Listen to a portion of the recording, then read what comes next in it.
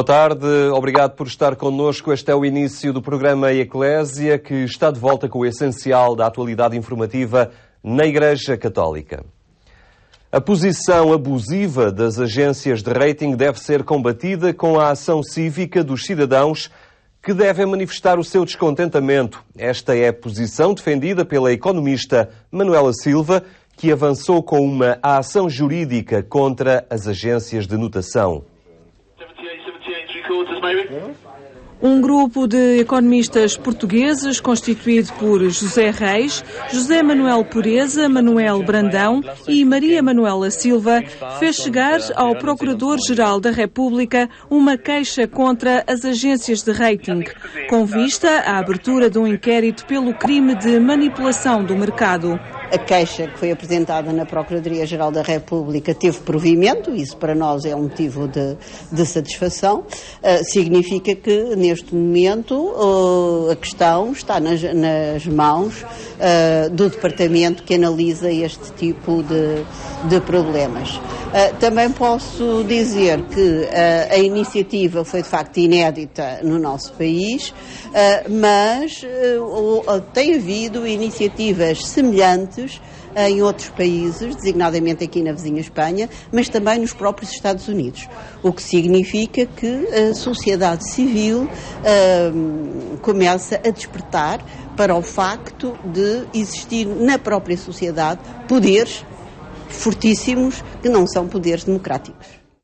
Esta posição enquadra-se num gesto de cidadania que prolongada também no blog A Areia dos Dias, da responsabilidade do Grupo de Economia e Sociedade da Comissão Nacional de Justiça e Paz, do qual faz também parte a economista Manuela Silva. É um blog onde procuramos refletir estas ideias. O blog é da iniciativa e é alimentado pelo Grupo da Economia e Sociedade, que por sua vez é um grupo da Comissão Nacional de Justiça e Paz. Mas é um grupo que funciona com alguma autonomia em relação à Comissão e aí temos publicado alguns textos de reflexão que eu penso que são úteis e vale a pena dar a conhecer. areiadosdias.blogspot.com. Este é também um esforço de cidadania que pretende refletir e despertar nos cidadãos uma consciência crítica e uma atitude de inconformismo. Aliás, os textos que são publicados no blog são suscetíveis de serem comentados e esses comentários muitas vezes podem servir para as próprias pessoas colocarem questões aos autores que terão certamente muito gosto em responder. Fica o desafio a visitar esta página e a adotar uma cidadania ativa perante os excessos e as tendências manipuladoras que vão surgindo.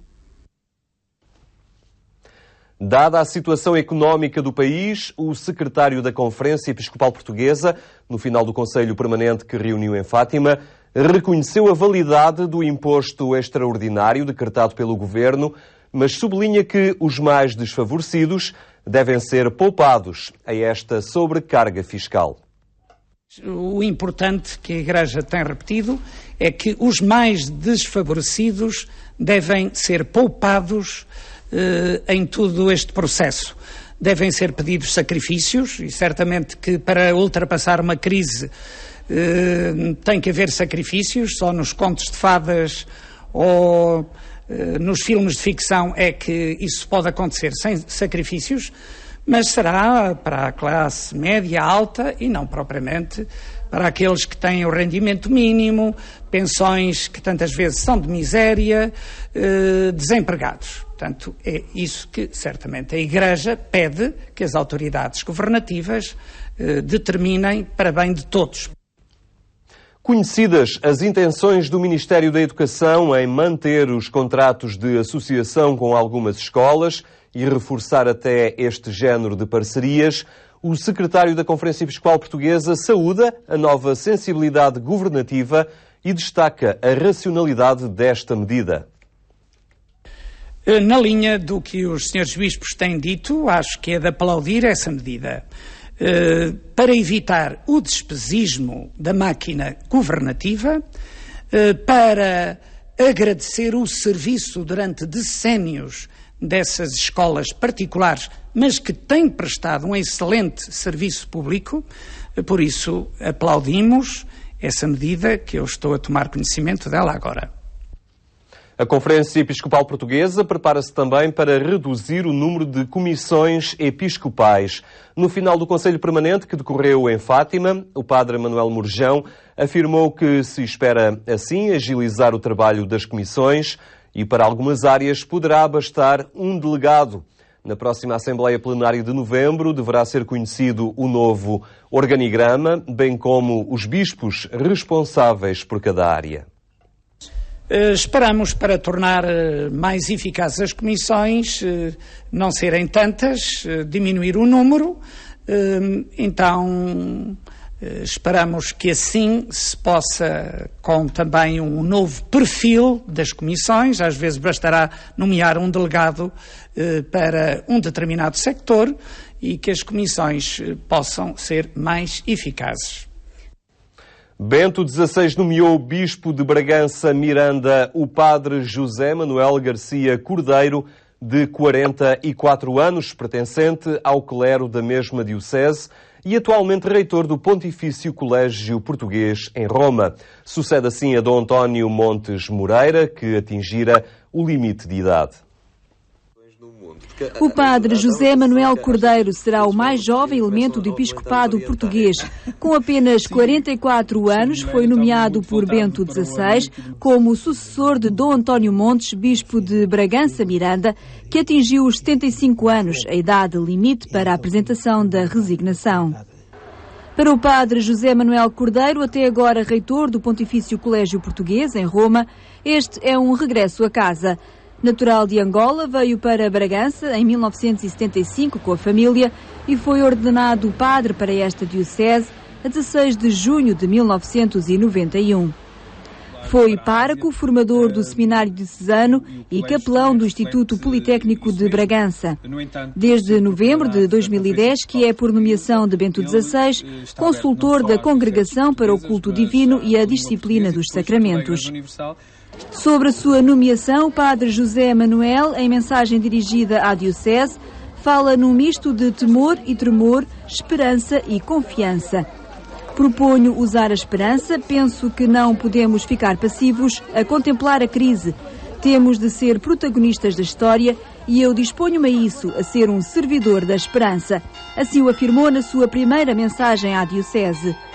Consciente da realidade do país e da própria diocese, sublinha que o facto de ser o mais novo membro do episcopado português é um ato de confiança e também de coragem do Santo Padre.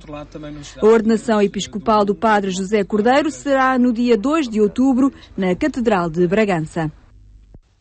Os educadores católicos tiveram as suas jornadas na Diocese do Porto. Foi uma oportunidade para aprofundarem conhecimentos e participarem em diversos ateliês criativos. São, na sua maioria, catequistas e reconhecem a necessidade de aprofundar conhecimentos sobre a fé e mesmo em torno da dinâmica de grupos. Participam nas jornadas de educadores católicos promovidas pelo Secretariado Diocesano da Educação Cristã da Diocese do Porto. Um tempo formativo a incidir em âmbitos como a Bíblia, a catequética e os comportamentos humanos. Quem participa traz habitualmente 3 tipos de preocupações. A primeira, a formação bíblica, que é os saberes, os conteúdos. A segunda é uma preocupação metodológica, como gerir os catecismos, como orientar um encontro de catequese. E a terceira preocupação é a relação humana. Por isso temos estas 3 áreas e temos connosco na área da psicologia pessoas para ajudar exatamente a conseguir a interligação e gerir grupos. Uma novidade foi o facto destas jornadas acolherem umas mini-jornadas para responderem a quem tem menos tempo. Que é apenas um dia ao qual chamamos workshops e nesta área temos o como trabalhar a palavra, o trabalhar a oração, que é fundamental, e as danças contemplativas. Porque entendemos a educação para a vida na fé, a educação como uma educação integral que abrange toda a pessoa. Abrange desde a compreensão através do seu intelecto, o seu coração desde a relação e abrange também a capacidade do corpo dizer e viver a oração.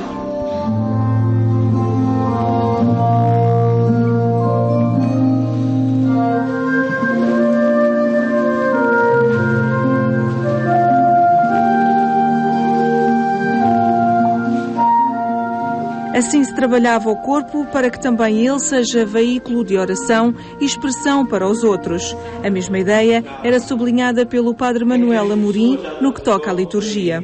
As nossas celebrações litúrgicas têm muito palavreado e pouco gesto. Não é que as rubricas, digamos assim, não é que o manual litúrgico não tenha os gestos suficientes. Tem, mas não são feitos, ou são mal feitos, ou não se veem. Isso é muito importante que uma catequese, até porque ajuda a própria catequese, interessa os catequizandos usar esse tipo de linguagem, que é fundamental, é essencial. É a nossa primeira linguagem, o gesto. Para comunicar Deus aos outros é necessária uma experiência de fé, conhecimentos e também alguma criatividade. A catequese, como na vida, é sempre preciso criatividade, porque a fidelidade renova-se com criatividade. Portanto, criatividade por criatividade, só para fazer coisas diferentes, não. Agora, nós que temos esta missão de ser fiéis à pessoa e à mensagem de Jesus Cristo, temos também a obrigação de ser criativos para atualizar a sua mensagem ao tempo presente. Em busca de todos estes conhecimentos vieram aqueles que nas comunidades assumem a tarefa da catequese e reconhecem as suas necessidades formativas nestas matérias. Eu sinto necessidade de formação bíblica, de formação catequética, de dinâmica de grupo, portanto acho que aqui consigo levar alguma coisa daquilo que necessito, alguns novos conhecimentos, alguma nova experiência que depois me vai favorecer as catequeses. Eu penso que é para transformar a minha vida, isto é, para que vá mais ao encontro de Deus, que é nosso Pai. É isso, uma transformação, conhecer melhor, fazer melhor o que mais lhe agrada, isto é, tentar conhecer melhor a vontade dele e eu possa me transformar através disto, que é muito bom, com quem estamos a fazer a formação, que é excelente. Na Diocese do Porto, uma aposta na formação dos catequistas, um contributo cujo interesse já chegou a outras dioceses, de onde chegaram participantes que assim querem aprofundar esta missão que exercem na Igreja. A Universidade Católica Portuguesa revelou as suas propostas de ensino superior para o próximo ano, que passam por uma maior atenção às necessidades pastorais da Igreja. É nesta linha que se enquadra o novo curso de e-learning sobre catequese. A pensar nos alunos que não se podem deslocar à sala de aula, mas têm gosto por aprofundar os seus conhecimentos, a Faculdade de Teologia da Universidade Católica de Lisboa tem vindo a apostar no ensino através do uso de novas plataformas. Na área de ciências religiosas, isso temos feito a aventura de fazer em e-learning, ou seja, uma parte substancial usando uma plataforma da internet e reduzindo assim o tempo em sala de aula, de maneira que possamos oferecer um serviço a pessoas que vêm de muito mais longe e que não teriam possibilidades de vir 5 dias por semana para fazer os cursos, mas podem vir um dia inteiro ou vir 2 dias ao fim da tarde. E, portanto, isso tem permitido alargar a área das ciências religiosas. A par desta mudança ditada pelos novos tempos, outra aposta por parte do núcleo da faculdade tem sido os 2 cursos de e-learning. São eles a síntese catequética avançada, que vai já na sua 8ª edição, e a iniciação à doutrina social da Igreja, ou como é mais conhecida, Cuidar do Mundo, esta última na sua 3ª edição. Vai à plataforma da instituição onde estão alojados todos os seus conteúdos, eles vão sendo disponibilizados numa frequência ou semanal ou quinzenal, depois vão permanecendo e a pessoa vai fazendo os itinerários que são sugeridos na plataforma, vai fazendo exercícios de autoavaliação, eles estão divididos em grupos e cada grupo tem um tutor que os vai acompanhando em toda essa interação, portanto, sempre que há qualquer dúvida via mail é possível contactar. Em fase de amadurecimento e de aposta em novos conteúdos, este é um caminho claro a seguir pela Faculdade de Teologia. O que nos parece muito claro é que há caminho a fazer-se e que há apetência por este tipo de itinerário, digamos assim, não é? Que as pessoas, para além da sua vida profissional, querem aprofundar também a sua experiência de fé, os seus conhecimentos neste âmbito e, portanto, estão disponíveis para dedicar algum tempo do seu dia, da sua semana, da sua vida a fazer este percurso. Tempos de mudança que se vivem na faculdade, não só pelo caminho traçado online, mas pela despedida do seu diretor, que 9 anos depois está de saída, mas com o sentimento de dever cumprido. O novo diretor da Faculdade de Teologia será um docente da faculdade, segundo avançou o padre Peter, que preferiu não avançar ainda com nenhum nome, uma vez que aguardam a aprovação de Roma. A nova equipa tomará posse no final de setembro, princípios de outubro. Foi um arraial africano para angariar fundos e destacar o trabalho desenvolvido pelos leigos para o desenvolvimento. A ideia partiu dos formandos que se preparam para partir por um ano em missão para países africanos.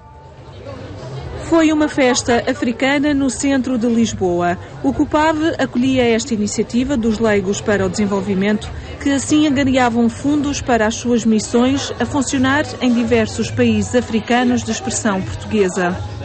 Estes são projetos de desenvolvimento global, onde a dimensão humana e espiritual caminham de mãos dadas. Os leigos têm projetos na pastoral. Pastoral é essencial, é o que marca a diferença. Somos uma organização católica, sempre ligada à igreja local e ao serviço da igreja local. Para além dos projetos pastorais, temos projetos de desenvolvimento, daí o nome, na saúde, na educação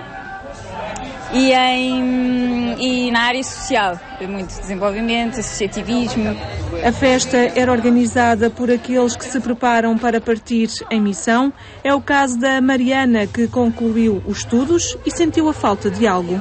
Ao faltar qualquer coisa, eu percebi que era, se calhar, em vez de ser eu a receber educação, a receber tudo aquilo que eu tinha recebido até este ano, era a minha altura de dar.